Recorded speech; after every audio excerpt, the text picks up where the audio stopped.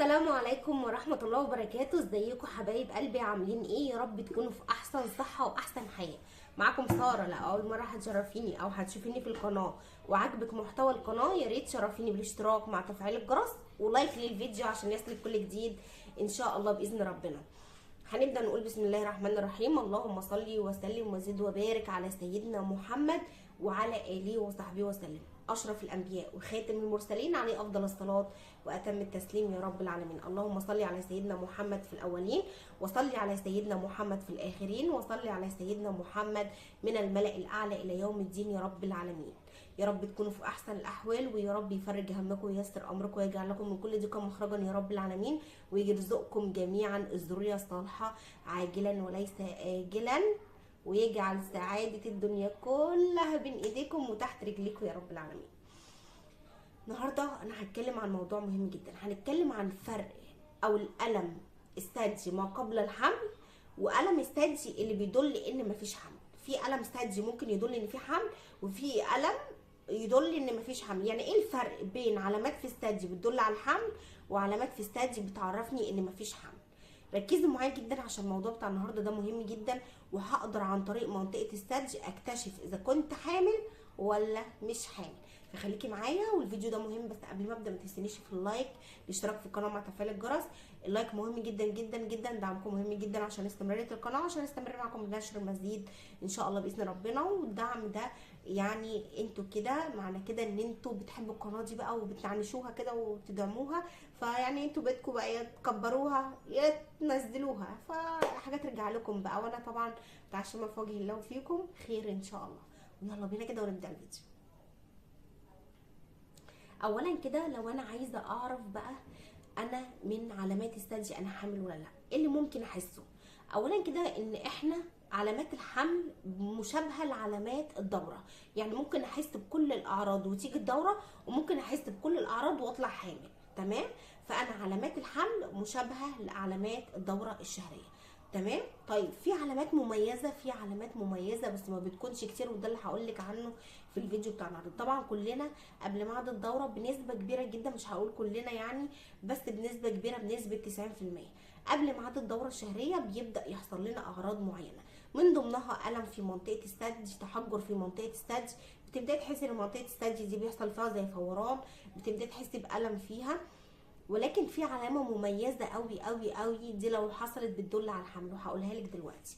يبقى انا لو حامل هحس بكل الكلام ده، هحس بفوران، تقل، الم، حساسيه، مش قادره حد يعني انا لو جيت خبطته او خبطت المكان ده او كده انا هحس بالم رهيب، او مش طايقه نفسي ان انا اصلا اجي يم المنطقه دي خالص. تمام؟ وانا لو حامل هيحصل لي نفس الاعراض دي، بس في فرق بقى، ان انتي لو مش حامل بتحسي الالم والتقل وكل حاجه قبل ميعاد الدوره بحوالي 10 ايام، يعني من اليوم ال20 او اليوم مثلا ال18، بس بتختفي كل الاعراض دي قبل ميعاد الدوره ب3 ايام لو انت حامل. تمام؟ لو انا حامل هحس التقل والالم وكل حاجه، بس قبل ميعاد الدوره ب3 ايام هتختفي كل العلامات دي. تمام؟ طيب بعد ما تختفي خلاص كده يعني هبقى حامل؟ لا، قبلها ب3 ايام بتختفي، وتيجي قبل اليوم اللي هتجيلك في الدوره تحسي بالالم رهيب ويزداد معاكي.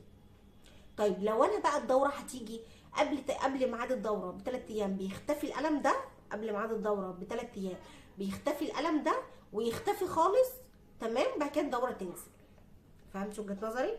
ان انا الالم بيختفي لو انا حامل وبيرجع لي تاني قبل ميعاد الدوره، وما تجيليش الدوره وبطلع حامل. لكن لو انا مش حامل والدوره هتيجي بيختفي الالم خالص وما بيجيليش، وبعد كده الدوره بتنزل. يعني معنى كده ان لو الالم بتاع الثدي ده استمر معايا من بعد ايام التبويض لحد ميعاد الدوره القادمه، وفضل مستمر معايا وما جاش قبل ميعاد الدوره بيومين واختفى، معنى كده ان انا هطلع حامل. لكن لو جه قبل ميعاد الدوره اختفى وحتى لحد ميعاد الدوره وبعد كده نزلت الدوره، يبقى ده مش حمل. يعني لو الالم بتاع الثدي استمر معاكي لحد ميعاد الدوره القادمه هتطلعي حامل. في حاجه بقى تانية مهمه جدا جدا جدا، اولا كده عشان بس نثبت المعلومه الاول، ان انا لو بعد ايام التبويض الالم ده فضل مستمر معايا معناها ان انا هطلع حامل. تمام. لو انا بعد ايام التبويض الالم ده راح من عندي، وقبل ميعاد الدوره ب3 ايام راح من عندي خالص وما جاليش تاني، معناها ان الدوره هتنزل عليا. انه يبقى استمرار الالم ده لحد ميعاد الدوره القادمه يبقى حمل. عدم استمرار الالم ده وقبل ميعاد الدوره بيومين راح وما جاليش تاني، يبقى ده مش حمل، ويبقى الدوره هتنزل. تاني علامه مميزه قوي، ان لو حسيتي ان في نغزات في منطقه الثدي، شكه ونغز، ده ما بيحصلش غير وانتي حامل. او الحاله التانية ان انا يكون عندي هرمون اللبن عالي. لو انا عندي هرمون اللبن عالي ممكن يحصل لي الشكه والنغز ده. الحاله اللي هي الاكيده ان ده بيكون حمل. يبقى لو حمل هتبداي تحسي ان في شكه ونغز في منطقه الثدي، ان انت بتحسي ان في شكه، في نغز، في الم في منطقه الثدي، ده على طول معناه ان انت حامل. تمام. زي شكه الدبوس في منطقه الحلمه بتاعت الثدي، زي شكه الدبوس او شك بيحصل لك، ده انا حامل على طول، مفيش لا مفر. طيب لو ما حسيتش بكده يبقى انت مش حامل. تمام. طيب بس ساعات بتحصل لناس وناس لا، بس هي لو جات لك يبقى انت حامل. طب نيجي بقى للعلامه اللي بعد كده، بتلاقي منطقه الهاله اللي حوالين الثدي لونها غماء. لون الهاله اللي حوالين الثدي لونها اغماء عن الطبيعي، فانت تبقى عارفه لونها الطبيعي ايه، عشان لما تحسي ان هي لونها غماء او اسمرت عن الطبيعي معناه ده علامه تلقيح البويضه وعلامه حدوث الحمل.